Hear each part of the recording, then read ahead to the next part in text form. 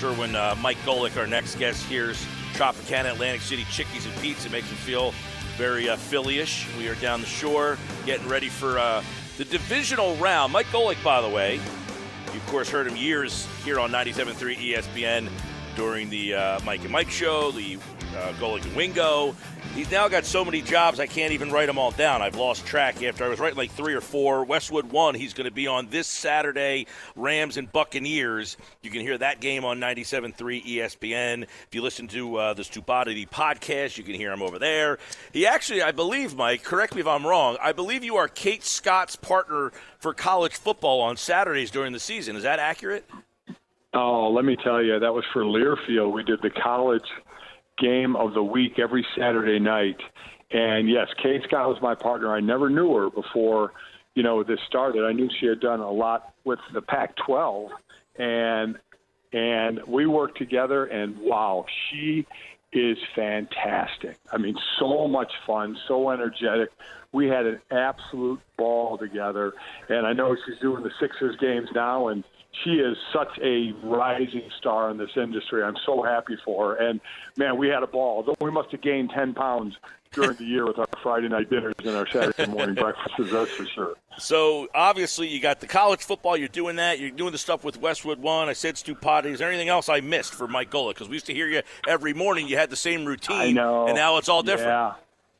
Yeah, I was doing every Monday morning on Peacock with Mike Florio, PFT. We talked football for a couple hours on TV every Monday morning. I did that. I still do it for him, different times of the week now with the playoffs. But, yeah, it is weird. After, I knew I had 6 to 10 every morning for a couple of decades. Now I'm kind of all over the place. I wanted to do more this year. I'll pare that down next year. Because doing 2 football games a week with college and pro, it gets to be tough with the podcast.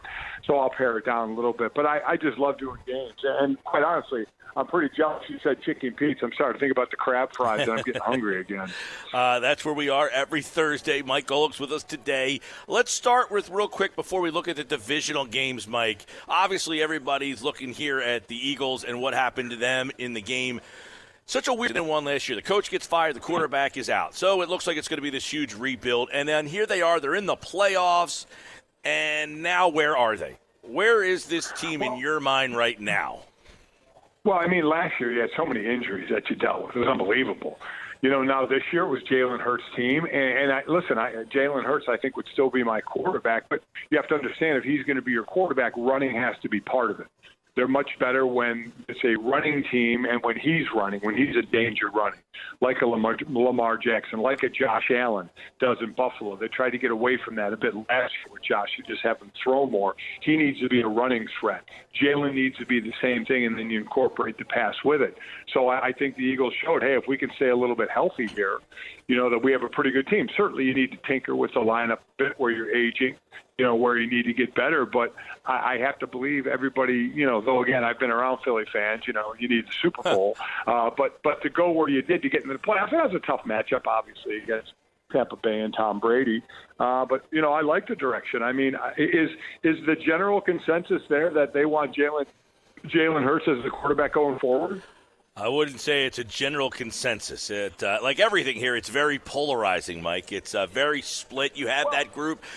I blame the Buddy Ryan era because now you have to play Buddy Ryan or Jim Johnson's defense. Otherwise, the coordinator stinks. I mean, Jim Schwartz was horrible because he didn't blitz enough. Now Gannon's terrible because he doesn't blitz enough. Because everybody, I'm 45. I'll be 45 on Monday. So everybody who's about my age bracket, which is, like the target audience for sports talk radio, we grew up with Buddy and then Jim Johnson. So everybody remembers those styles of defenses, and they just don't play that for Philadelphia anymore.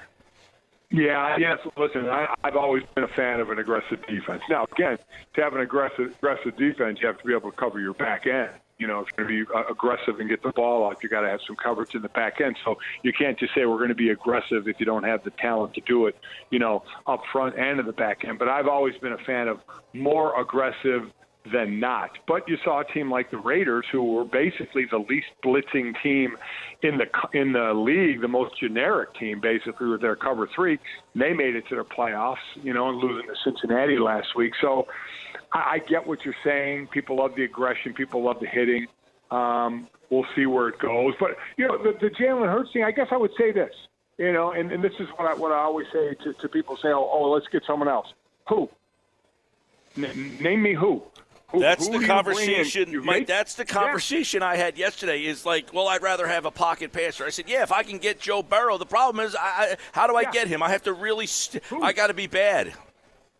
Well, yeah. I mean, who you're gonna pick up a free agent? You could trade for someone. What assets you have to trade?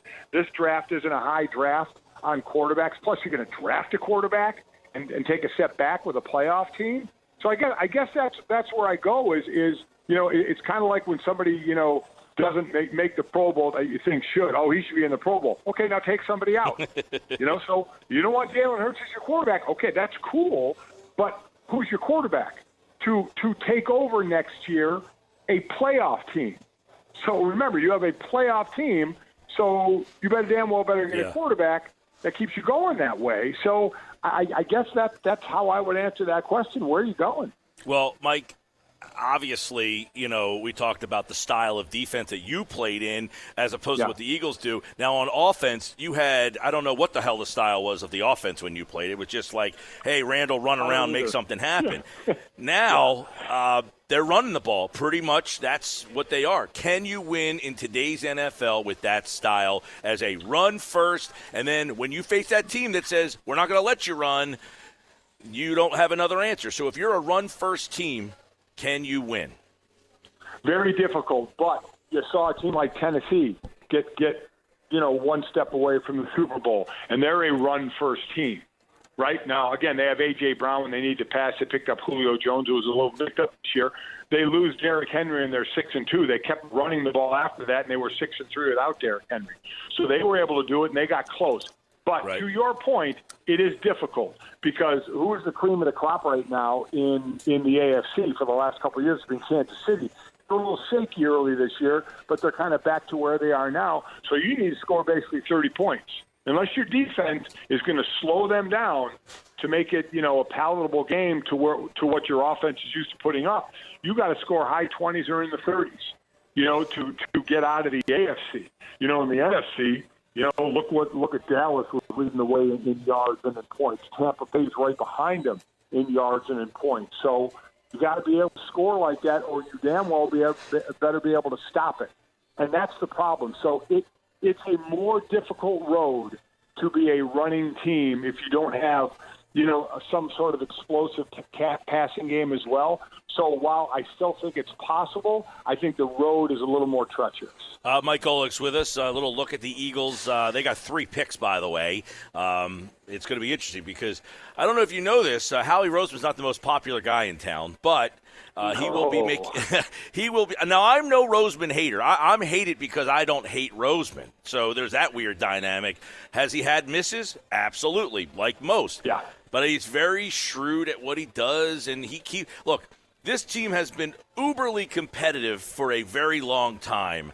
I can't hate the man for that. Does he make mistakes that tick you off? Sure. Does it look good when Rager is Rager and Jefferson is Jefferson? Absolutely not. That being said, he has to connect here. If you're Mike Golic talking to Howie Roseman at dinner at Chickies and Pete's, do you say, hey, man, you need to get 3 players on defense, or do you think they need some more help for Jalen Hurts? Oh, I think they need both. I think they need some more help for Jalen. Absolutely need some more help for Jalen and on defense. So it's just a matter of where you go, right? What are the stock positions that you look at that make the most? You want a complete defense, but you want the heavy hitters, a rusher, whether it's a down lineman or a backer. You want a great cover corner, or nowadays you get that versatile safety that can play back and play up, like a Kyle Hamilton. Who's coming out of Notre Dame this year, can play back. He can play up in the box because of his size as well. But I also think Jalen, I don't think that the weaponry, anybody says he's satisfied with the weapons in Philadelphia, I don't think everybody's going to say, oh, hell yeah, they're set there. We don't even need to touch it. They absolutely do. And last I checked, Howie picked up a first-rounder for Carson Wentz, didn't he? And the Colts didn't go to the playoffs, and the Eagles did. So you got rid of Carson, you got to pick back, and your team went farther than their team did. So, that's not too bad to get that pick. But they're a team, they have some holes to fill. There's no doubt about it. All right, Mike, we got the game you're going to be on is Rams and Bucs. Now, I don't know how Tom Brady does it, man. It's a marvel. Like we were talking earlier about watching Joel Embiid play, how you get to watch him every night, and he's just like this a marvel that you get to, like, we're lucky that, you get to watch this guy play every night. The fact that Tom Brady is still Tom Brady is unbelievable, and it's like you can never say that, man, he's getting to the end of the line. Like, when's the end of the line for that guy? I can't imagine that it's this week. No, I can't either. I just, we all try. When I still had a show, when Tom was just turning 40, I was like, oh, he's probably got a couple years left in him. Well, he's surpassing what all of us thought he could do. So now there's no sense in even giving an opinion about it because I have no idea. We have no idea how far he can go. He's truly Benjamin Button, and for you young generation out there, you can look up the movie of the, guy getting younger as he gets older. It's incredible what he's doing. And, he has unbelievable weapons, but he doesn't have Chris Godwin now. Antonio Brown, we knew how that blew up. Mike Evans has nicked up, but he's healthy now. Fournette's been nicked up, but he seems to be more healthy now. They got 2 linemen nicked in the last game. Gronk is held together by duct tape and chicken wire, though he's great. So, they still get it done there. And what helps is their defense. Their defense, listen, got them in it last year by beating it by – they were the big thing up in Green Bay last year to beat Aaron Rodgers. That was really on the defense to help put them in that Super Bowl. So they're getting good team play, but Brady's ridiculous. Ridiculous. So for the Rams, remember the Rams beat the Bucs earlier in the season, but it's like, what Stafford do you get? 41 touchdowns, Stafford, 17 interceptions, Stafford, who throws pick sixes. They didn't really need him last week. He only threw 17 times. They ran the ball 38 times. Cam Akers, I thought, would be an X factor last week, and he was. Now, I don't think they're going to have that much success running the ball against this Tampa Bay defense. So a lot's going to fall on the shoulders of Matthew Stafford this one. And the Rams thing's interesting because they're basically, we're talking about Roseman and the misses in the draft. The Rams aren't even trying to get misses in the draft. They're just saying, take our picks. I mean, it's just like, listen, it's the biggest now or never, right? You're sitting in the perfect spot in a casino. You're not only pushing your chips, you're reaching over and taking your neighbor's chips and their neighbor's chips, and everybody pushing everybody's chips into the middle and saying, we're betting it all. I mean, look, they don't have a draft pick or first round until, about 2060? I mean, it's crazy, but you better get the payoff. I mean, and that's what they're and boy, when their defense steps up, they're like they did last week, they're awesome. And what a great time to have that. What a great time to have a great middle rusher in Aaron Donald to go against a pure pocket passer in Tom Brady. Tom will live to throw the ball into the ground and fight another day. And Aaron Donald will live to hit him every single play. Tom is going to go down as the GOAT, and he's still doing it. But you know what he still doesn't like? Getting hit. There ain't a quarterback I know that ever likes getting hit, especially when they're 60 years old and they hit the ground and it hurts a little more. So hit him, man. That's the head of the snake. You got to beat that head of the snake as hard as you can, and they have the team to do it with Floyd and with Von Miller and with Aaron Donald. So if there's a team that could really pressure Tom and take him out of his rhythm, it could be this defense. Mike Golic, real quick on the NFL, and I want to get a couple quick thoughts on some other things, but Kansas City Bills, you got Mahomes and Allen. Like, at some point, when I was growing up, it was Brady Manning. That was the two guys. They played all these games. They're now gone. Brady's still here, but those two don't. Is Mahomes and Allen going to be this generation's Brady Manning? Well, they could be, but let me throw a monkey wrench into that. Where's Joe Burrow going to fit in another year or so?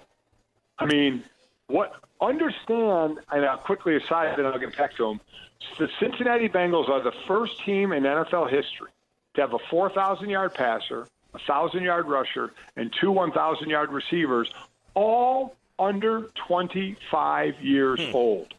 It is ridiculous what they're doing there and what Burrow is doing. So, that being said, right now, yes, those two guys, Allen and Mahomes, are that right now. And, again, Josh Allen had to get back to being a dangerous runner. He averaged, I think, 11 yards a carry in the last playoff game. He got away from that for a while. They wanted to make him more of a passer, probably to protect him because he's a big guy and he takes hits. But he has to be involved in the running game. He has to be that threat. And the Stephon Diggs pickup from Minnesota a couple of years ago has been unbelievable gold for them.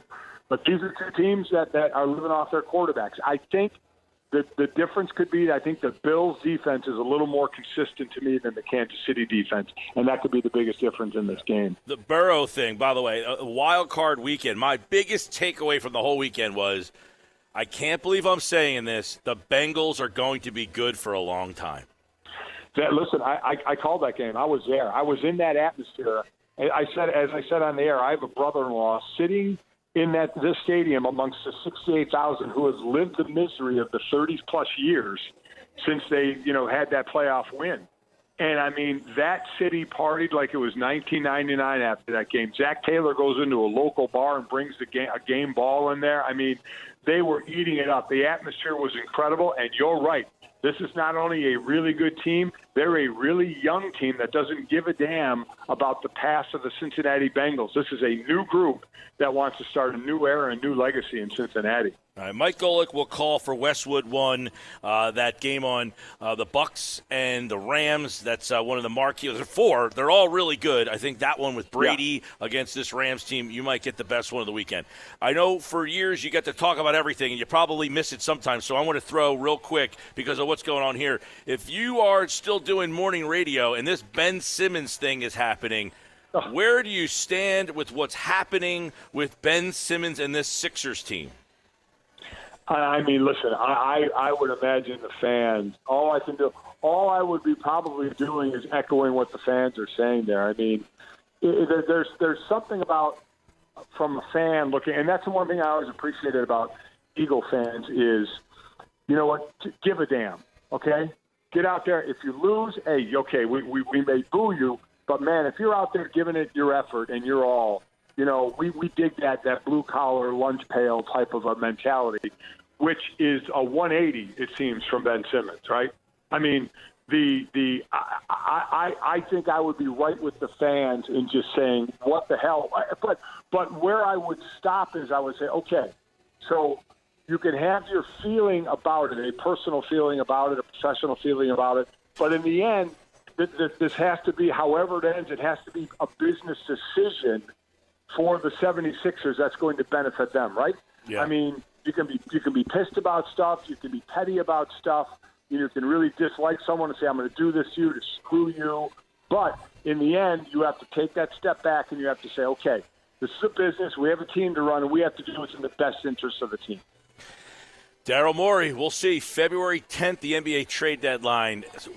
Divisional round, Mike Golic, Westwood 1. If you want more of Golic, you can hear him on the Stupidity podcast. You guys know where to find that. Stu's great. It's been good catching up with you, Mike. I actually sat down with you and your wife in New York one time at the Super Bowl, and we just talked about football for a while. That was a fun Super Bowl. You were here in Atlantic City. This was years ago.